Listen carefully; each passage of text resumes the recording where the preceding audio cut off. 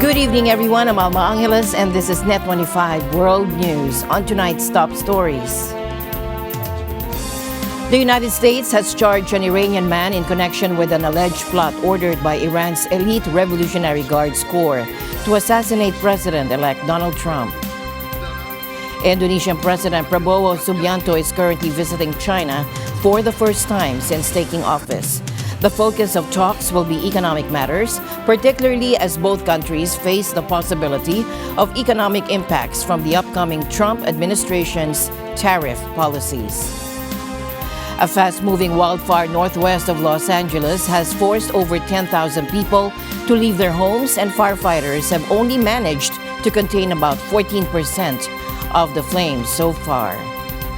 And the news starts now.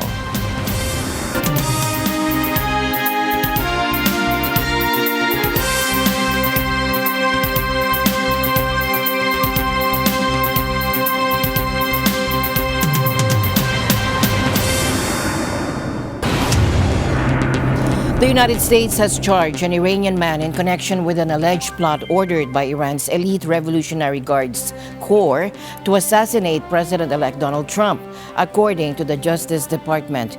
In a statement, the department said that Farhad Shakeri had informed law enforcement that he was tasked on October 7, 2024, with providing a plan to kill Trump. According to the department, Shakeri allegedly told law enforcement he had no plans to formulate a plan to kill Trump within the IRGC's timeline. The department described Shakeri, 51, as an IRGC asset residing in Tehran. It said he immigrated to the U.S. as a child and was deported in or about 2008 following a robbery conviction.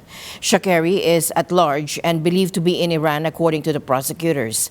Two New York residents whom Shakeri had met in prison, Carlyle Rivera and Jonathan Loldholt, have also been charged for helping Shakeri plot to kill a U.S. citizen of Iranian origin in New York, described as an outspoken critic of Iran's government who had previously been targeted for murder.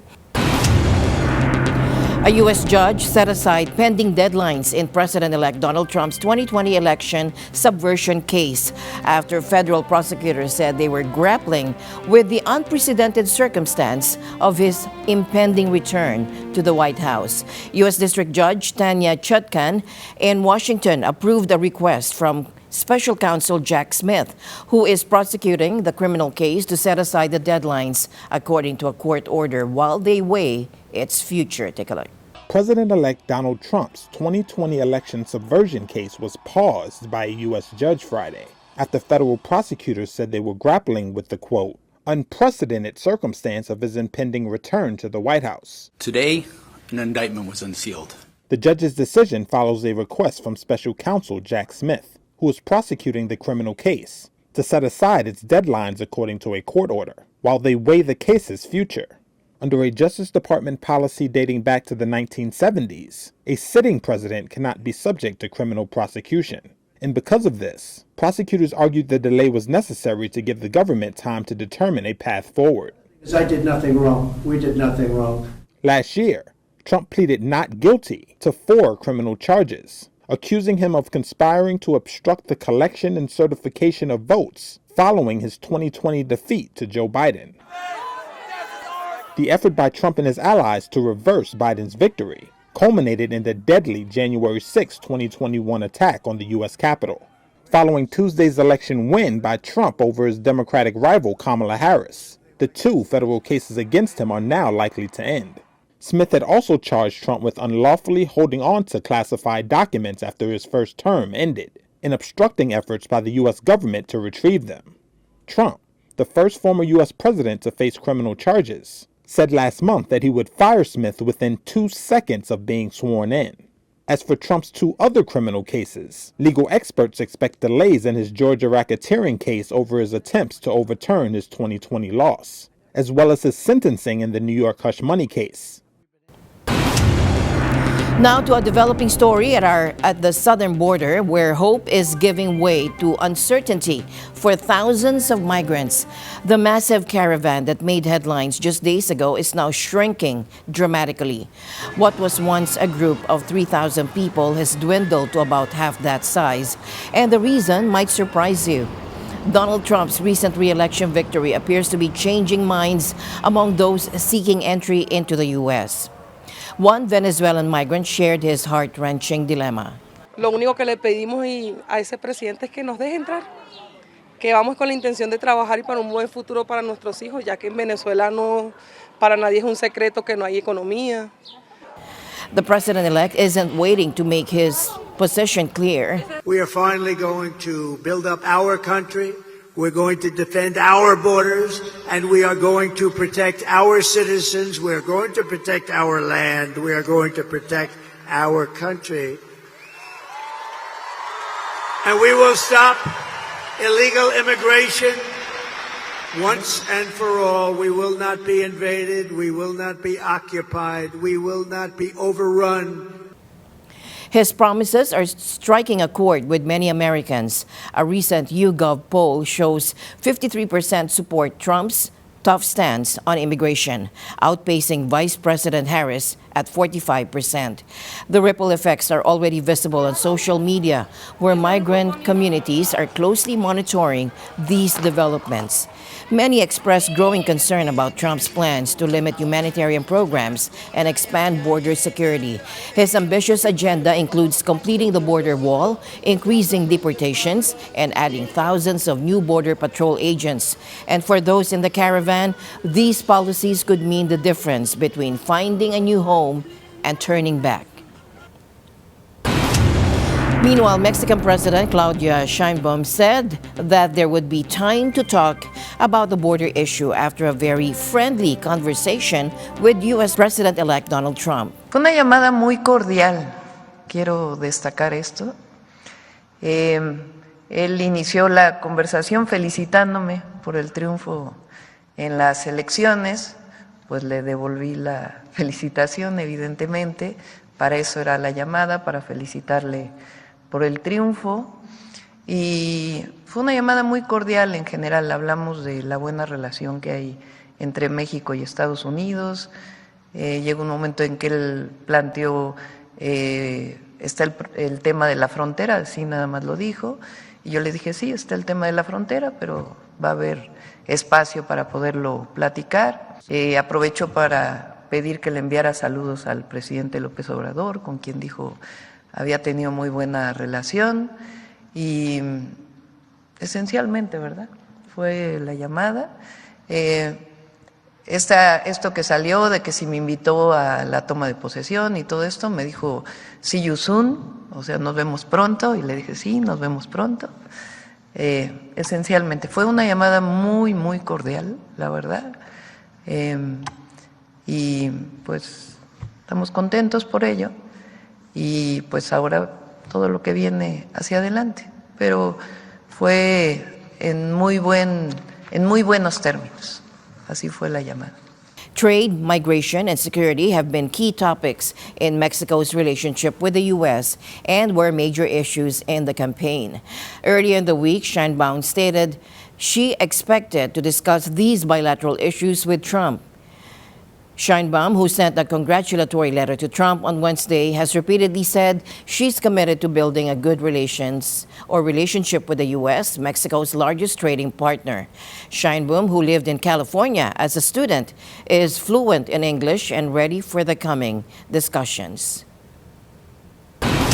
As the stage is set for the UN's COP29 climate summit in Azerbaijan, this year's conference is casting a long shadow from the political changes in the U.S. with Donald Trump's election victory, raising questions about the future of U.S. involvement in global climate action.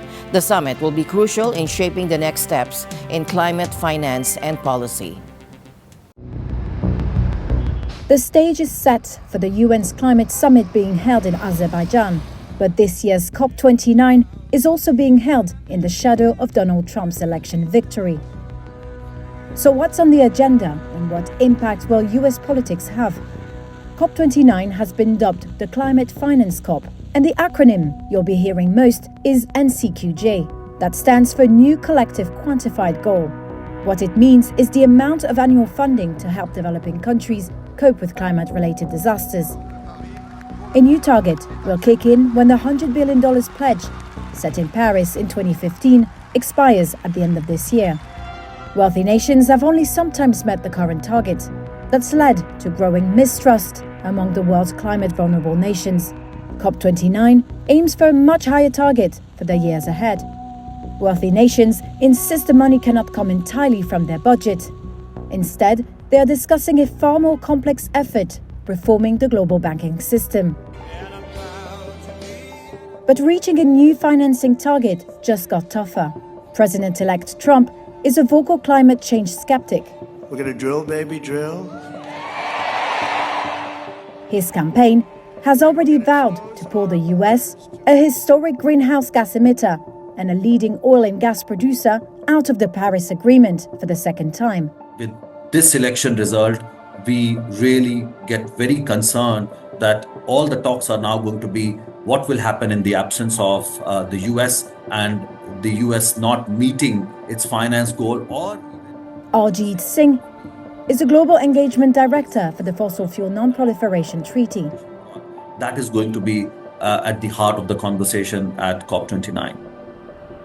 Other topics will also be discussed. For example, fossil fuels. Last year, countries agreed to, quote, transition away from fossil fuels in energy systems. Since then, however, both fossil fuels use and export sales have continued to rise globally. Governments are also eager to resolve rules for trading carbon credits, which are earned through the preservation of forests and other natural carbon sink. And finally, climate-vulnerable nations are also likely to call on wealthy nations to offer more for a newly created loss and damage fund. It was established to help poorer countries cover the costs of climate-driven disasters like extreme floods, storms, and drought. The United Nations has been planning for the possible return of Donald Trump and the cuts to U.S. funding and engagement with world body that are likely to come with his second term as president. UN Secretary General Antonio Guterres has expressed readiness to work with any U.S. administration. We are ready to deal with any president of any country that is a member state of the United Nations. And of course, it's not for us to decide who is going to rule the United States. We recognize the United States is a fundamental partner of the UN, but obviously we are ready to work in all circumstances in defense of the values of the Charter and of the values of the UN. But with Trump's return, the atmosphere at the UN has shifted. On the U.S. elections, it's no secret that Republican administrations over the years have cut funding to various UN agencies. Is the UN or the Secretary General prepared for the potential cuts that could come with the new U.S. administration? First of all, I don't want to preempt whatever decision may be made by the next administration. I would say that over the last few years, the Secretary General, I think, has been very frugal in managing the money because we've been over the last few years living in a liquidity crisis, which has forced us to be very responsible how money is spent. Known for his stance on reducing U.S. contributions and prioritizing American interests, Trump's administration previously proposed cutting a third of U.S. aid budgets. I want other countries to put up money. I think it's unfair that we put up the money. Then people called me, they said, oh, let it go, and I let it go. But we paid the money. The money was paid. But very importantly, Germany, France, other countries should put up money. And that's been my complaint from the beginning. Including significant reductions for UN programs. Congress ultimately blocked some of these cuts, but the memory of those proposals lingers. Among the top concerns at the UN are whether the U.S. will decide to contribute less money to the world body and withdraw from key multinational institutions and agreements, including the World Health Organization and the Paris Climate Agreement. During Trump's last term, the U.S. exited the UN Human Rights Council, UNESCO, and the Paris Climate Accord, among others. Biden later reversed some of these moves, but Trump has indicated plans to exit the climate agreement again. Now, Elon Musk's influence on the Trump administration is expected to be significant at a time when the world's richest man already holds considerable power, owing to his role as a major contractor with the U.S. Department of Defense, through his ownership of the Starlink satellite broadband system, and as CEO of Tesla. The world saw their relationship blossom during the U.S. presidential race, with public support, Take over, Elon, just take it. chats on social media, and $1 million giveaways. And now, the world's richest man, Elon Musk, stands to benefit greatly from his ties to President-elect Donald Trump. Fight, fight, fight. Vote, vote, vote. That's after federal disclosures showed Musk gave over $100 million to his pro-Trump spending group. Trump loaded Musk with praise early Wednesday morning during his victory speech. Let me tell you, we have a new star. A star is born, Elon. But he's a character, he's a special guy, he's a super genius. We have to protect our geniuses. We don't have that many of them. Trump has said he would pick Musk to lead a new government efficiency commission to cut federal spending. The Tesla CEO has said at least $2 trillion could be cut from the $6.75 trillion federal budget. How that works could be key to the Trump administration. Musk has been a vocal critic of federal review of his SpaceX rocket business. His influence could mean less federal oversight of not only space exploration, but other new technologies Musk has a huge stake in, like EVs. Musk also wants to speed up approval of his autonomous driving technology. But Trump and Musk aren't completely in sync. Trump has said he will not let California require all vehicles in the state go electric in a decade. Musk is a big proponent of carbon-free energy, with Tesla being a major supplier of solar systems and batteries. Trump has promised to kill the offshore wind industry and rescind all unspent funds under the Inflation Reduction Act, President Joe Biden's signature climate law that Musk has benefited from. Republican-dominated states have seen big gains from the law. Musk is building his second U.S. electric vehicle factory in Texas. Federal and state officials are investigating a series of racist text messages that have sparked concern among Black Americans this week. The messages sent anonymously targeted recipients in several states, including Alabama, North Carolina, Pennsylvania, and Virginia. They urge people to report to a plantation to pick cotton, a deeply offensive reference to slavery in the U.S. I literally had just opened my eyes. I was doing a little bit of doom scrolling. And then went right into my text messages, and I sat straight up in the bed and I said, not this, not today. Authorities are still trying to figure out who sent the messages, how many people received them, and how the targets were chosen. Being that it was so shocking, I immediately texted the number back. Who is this? Oh my God, profanity.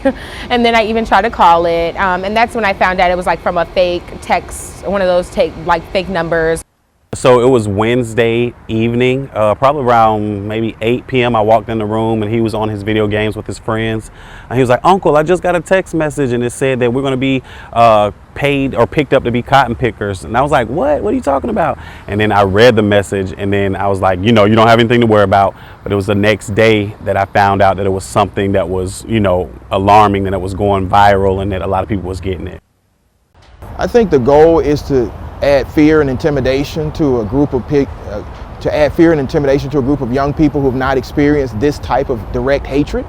And our response is to remind the young people where they come from, who they are, and that we do not sit back and allow people to threaten us without a response, a nonviolent, peaceful response, but a forceful response that this is our country. We're not returning to any plantation. We built this country. We'll continue to make this country move forward and live up to the promise that it gave all its citizens.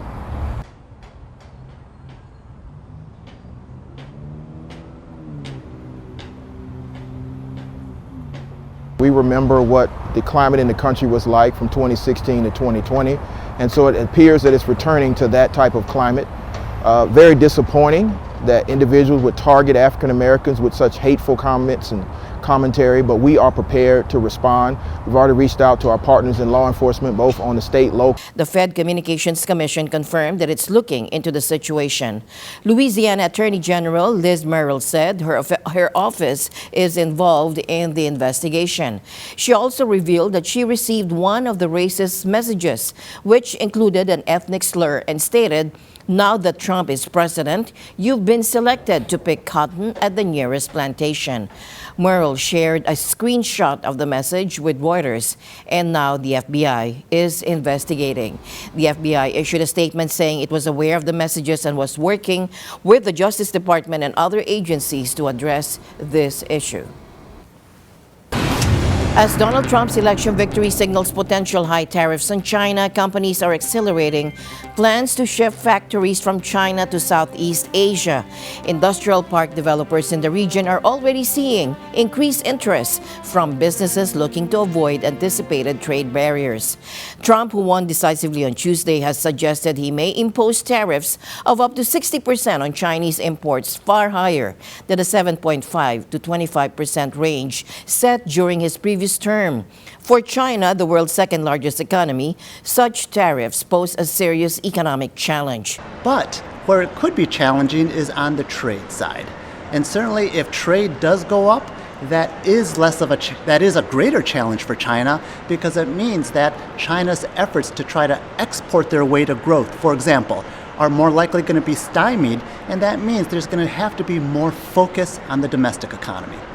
Southeast Asia, with thriving auto and electronic sectors across countries like Thailand, Vietnam, and Malaysia, stands to gain as companies reconsider their China-based manufacturing. Regional sources, including executives, business groups, and industry analysts, agree that a shift in the global supply chain could be underway. Well, there is concern about the trade war, the escalation of the trade tariff wars between US and China, which are both important economic players for the region.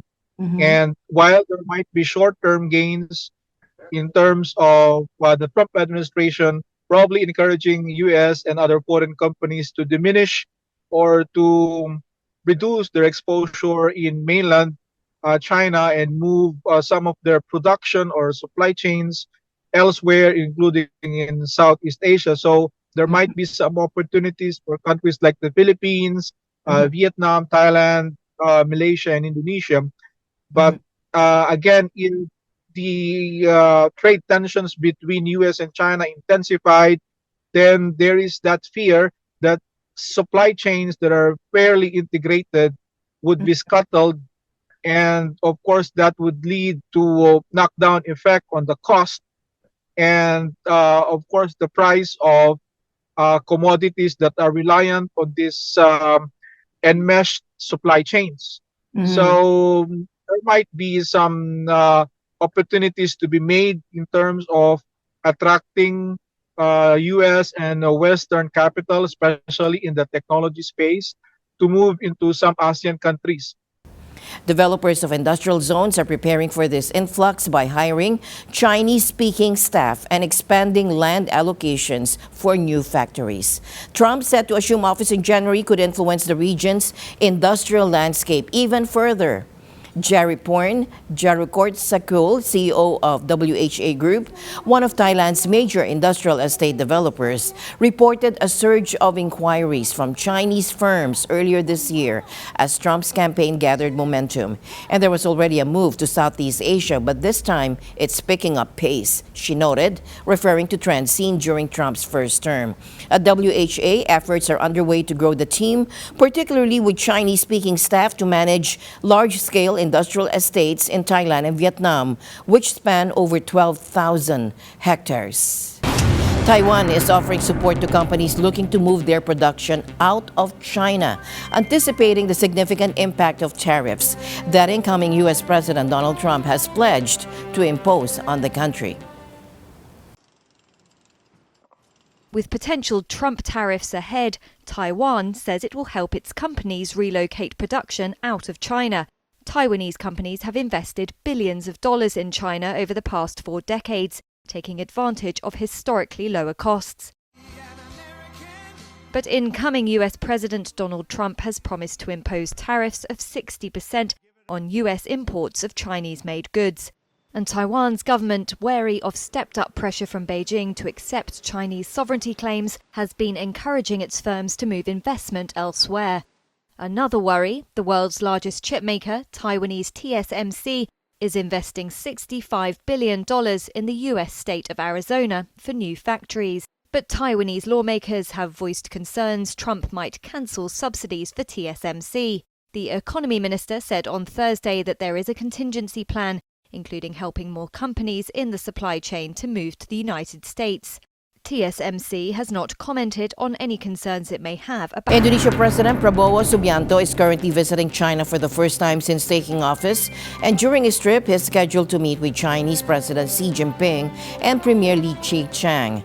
The focus of their talks will be economic matters, particularly as both countries face the possibility of economic impacts from the upcoming Trump administration's tariff policies. According to China's foreign ministry, the country is ready to partner more closely with Indonesia, using this visit to build political trust and strengthen their strategic cooperation. China also notes that this visit highlights how important Indonesia views the relationship.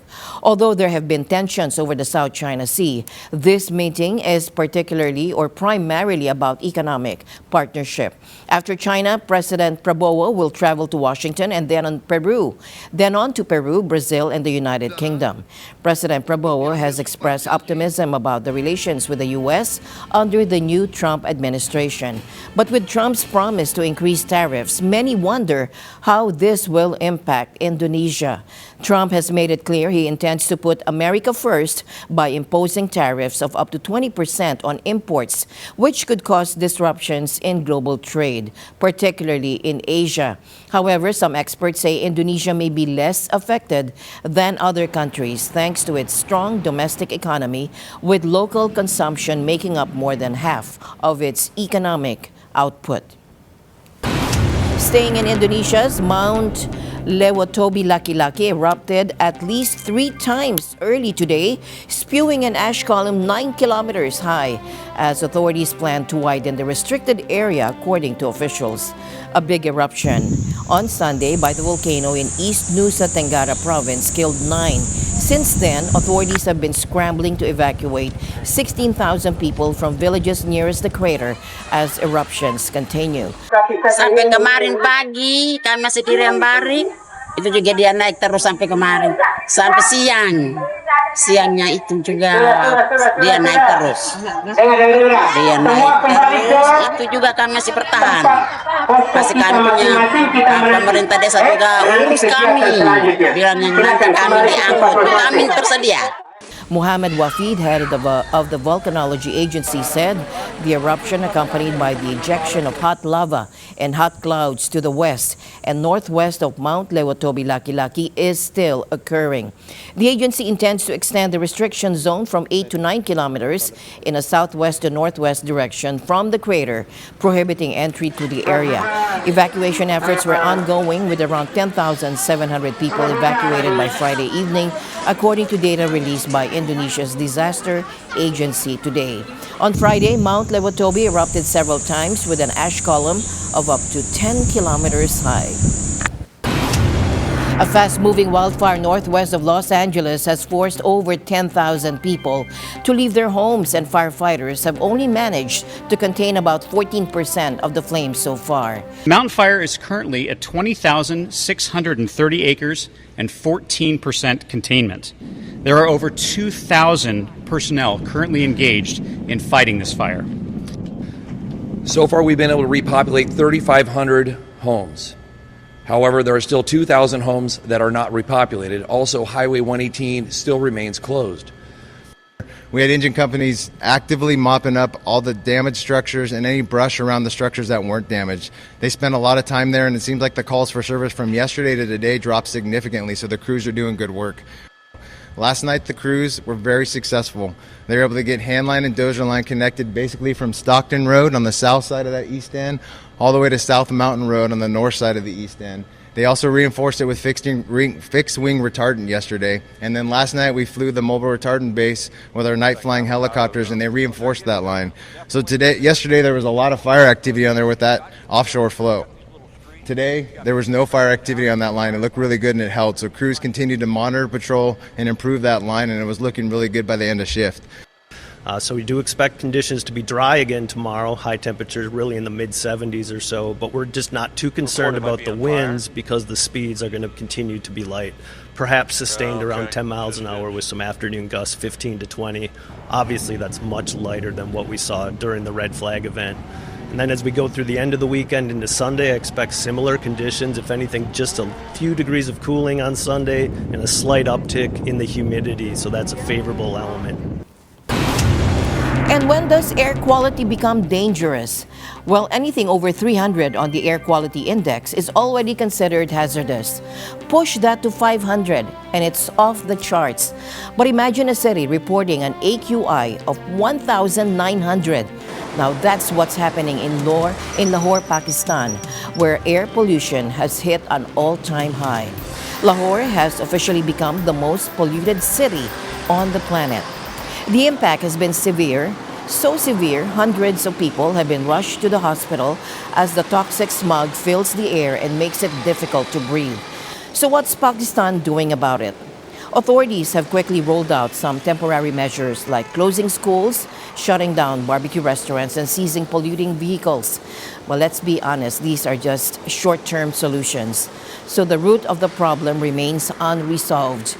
Lahore in the Punjab province, the most populated area in the country, is home to over 127 million people, and they're now living under a dense cloud of toxic air. In response, Pakistan has set up a smog war room to tackle the issue, with officials now implementing measures like making mask wearing mandatory, shutting down brick kilns, moving schools to remote learning, and closing public spaces such as parks and zoos. And these steps help, but they're only a temporary fix. The underlying causes need a long-term solution. In order to improve air pollution, you have to take scientific data, translate it to policy, and that policy has to manifestly change the quality of the outside air. That won't happen unless the data is robust and it's accurate and it's reliable. And right now we simply don't have those monitors, we simply don't have as robust data as we should have to make decisions. To think that you can answer a countrywide, regional public health emergency by shutting down tikkas on a number of streets around Simla Pahari, to think you can do that is living in fantasy land. So no, these type of lockdowns won't work. So all the other things the government is doing, if it's not fixing the fuel, moving to better electricity, renewable electricity, and capturing and reducing industrial emissions, it's not going to amount to anything, and it will only continue to get worse.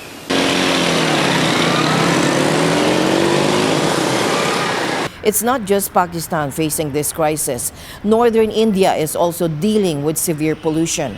With New Delhi ranked as the second most polluted city in the world, air quality is so bad that people can't see more than a few meters ahead. The causes of this extreme pollution are similar on both sides of the border: crop burning during harvest season, polluting brick kilns, industrial emissions, and vehicle pollution. And Spain has just experienced the wettest October on record, leading to deadly flash floods that have killed over 220 people. The rainfall on October 29 caused cars and bridges to be swept away, flooding homes and parking garages south of Valencia. 78 people are still missing, with some believed to be among the 48 bodies yet to be identified. Scientists are warning that these extreme weather events are becoming more common due to climate change, with the warming Mediterranean contributing to the severity of the rains. October saw nearly double the usual rainfall, with 147 millimeters nationwide. Tourists, a town near Valencia, set a record with 184.6 millimeters of rain in just 1 hour and 771 millimeters in 24 hours. October's also saw above average temperatures, with average temperatures reaching 15.5 degrees centigrade, 0.9 degrees centigrade above normal. And cleanup efforts are underway in the northern Philippines, where Typhoon Marce made landfall. The storm brought floods and landslides to the country's most populous island. Inter-island ferries, cargo services, and domestic flights in northern provinces have been suspended and schools have been closed. Nearly 40,000 people have sought shelter in government-run facilities, but so far no casualties have been reported. Amsterdam banned demonstrations for 3 days from Friday after overnight attacks on Israeli soccer supporters by what the mayor called anti-Semitic hit-and-run squads. And Israel sent planes to the Netherlands to fly fans home. Take a look. After what officials described as anti-Semitic attacks on Israeli soccer fans overnight in Amsterdam, Israel was sending commercial planes to the Netherlands on Friday to bring them home. Videos on social media showed riot police intervening in clashes, with some attackers shouting anti-Israeli slurs. Mayor of Amsterdam, Femke Halsema, says she is furious and described Maccabi Tel Aviv supporters being attacked by anti-Semitic hit-and-run squads who evaded police across the city.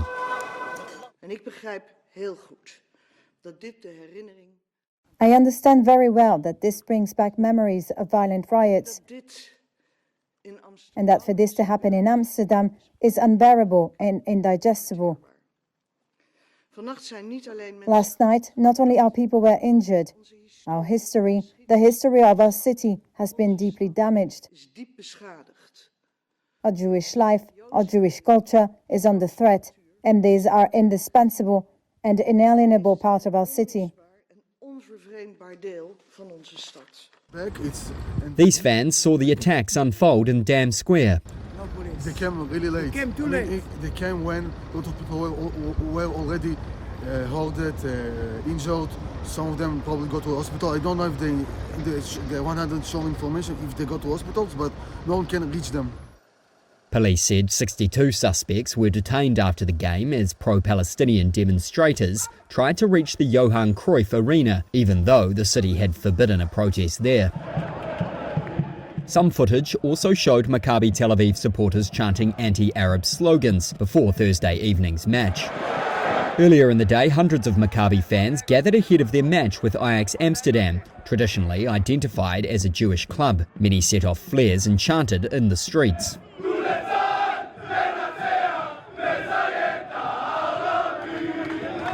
Some fans were heard singing "Let the IDF win" and directing swear words at Arabs. Demonstrations have now been banned through the weekend, and police have been given emergency stop and search powers in response to the unrest. Security measures were already increased in the capital as hundreds gathered on Thursday to remember Kristallnacht, the Nazi pogrom against Jews across Germany in November 1938. Anti-Semitic incidents have surged in the Netherlands since Israel launched its assault on Gaza after the attacks on Israel by the Palestinian Hamas group on October 7, 2023. Many Jewish organizations and schools have reported threats and hate mail. Israeli Prime Minister Benjamin Netanyahu's office said the order to send planes was taken after a very violent incident targeting Israeli citizens. Israeli Airlines announced 5 flights to Amsterdam. Dutch Prime Minister Dick Schoof called the attack completely unacceptable and said he had assured Netanyahu by phone the perpetrators will be identified and prosecuted.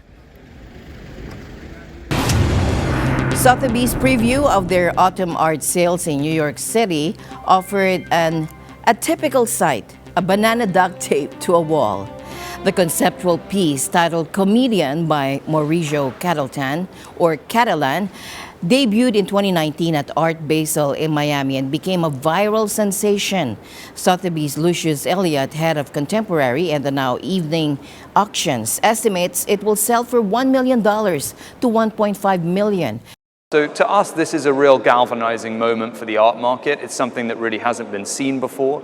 Conceptual art has not historically been the fulcrum of what auctions have seen. But I think this is something with such universal appeal, with such universal recognizability, that we really expect it to make a splash. When it debuted in 2019 at Art Basel in Miami, there were raucous crowds. It had to be removed from view for the safety of the other artworks. There was a performance artist ate the work. There are very, very few artworks of this century that provoke the degree of media furore which this banana taped to a wall did. What you're buying ultimately is a certificate of authenticity, which comprises installation instructions, which are remarkably specific as to the height from the floor that it needs to be hung, the angle of the duct tape, etc. The estimate for the work is $1 to $1.5 million. We also have the pleasure, the honor of offering the collection of Sidel Miller, one of the great collectors of the 20th century, if not the greatest female collector, certainly of the last 40, 50 years. And that collection is anchored by incredible Monet Nymphaea painting, which is monumental in scale, a very rare 1925 Picasso.